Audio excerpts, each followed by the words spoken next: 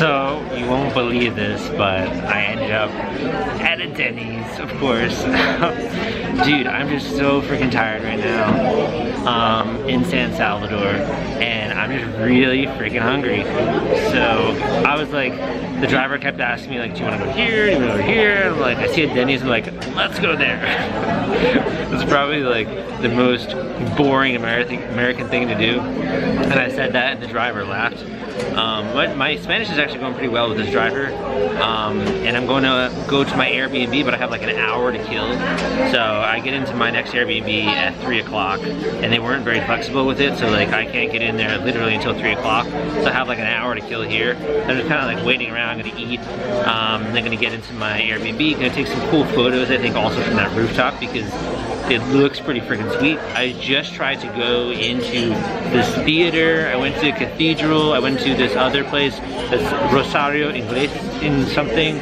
I totally am butchering the name, but I just forget the name of it, but it was closed, so I'm gonna try and go tomorrow then to see it, because I've heard it's really, really beautiful, and I just haven't had a chance to, so that's next on my list. And aside from that, I think I'm just gonna spend the rest of the day tomorrow at a mall, you know, seeing what I can buy, interesting stuff. I'm getting kind of tired of my trip. I don't really want to go and see too much more like cultural stuff outside of the main center of El Salvador, so probably just gonna spend the day there. And if I can, maybe go back to the Rosario place where I can see some beautiful, colorful stuff there.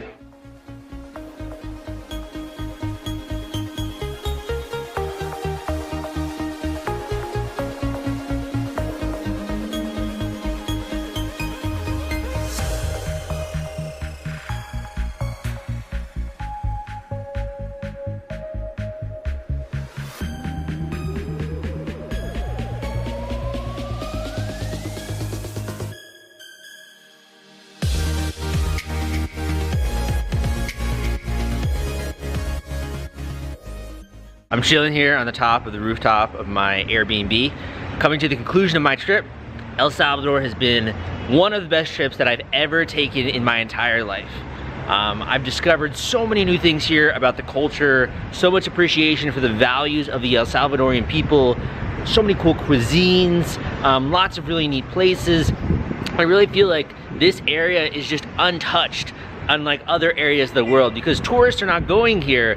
The parks are beautiful, you know, the mountains and the volcanoes and the beaches, everything is really, really beautiful.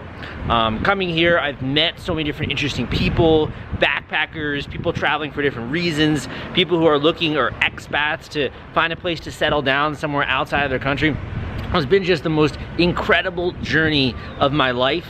And in addition, all of this culminated with me actually being able to discover where my birth mother is, to get in contact with her, and eventually to meet her. And in this trip, I've also discovered that I have a brother and 2 sisters. I've met my biological grandfather, my biological father, so I could have not wished for a better outcome with this trip. And I just feel so blessed that that was able to happen, that everything went right. And I really didn't, aside from like one minor car crash, we didn't really have any other kind of issues with this trip. So I'm just so thankful for that. You know, in addition to discovering the culture and being able to see so many different cool places, this trip has also just challenged me. It's made me get outside of my comfort zone. I've had to negotiate different taxi fares. I've had to talk with people in Spanish. I had to learn how to get around, particularly when Google Maps is not working or I don't have access to my cell phone. It's really pushed me outside of my comfort zone, and I've had to discover a lot of new things. You know, I've had to solve problems and actively figure out how to get places and where I should go and all this kind of stuff. And also it just challenged me even socially. You know, being able to be in a hostel, having to make friends, having to go out there to a random bar and just chat up strangers. That's actually one of the reasons why early on the trip I was very confident about this outcome.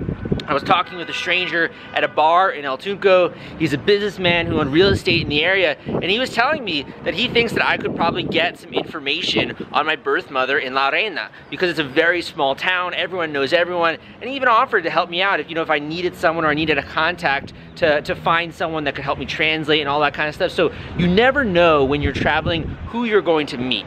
You know, you never know who you could run into. You never know what friendships you could make or people who could benefit your trip and whose lives you could also change and benefit. You know, I'm sure from hearing my story, some people might maybe have a desire or have more appreciation for their own family.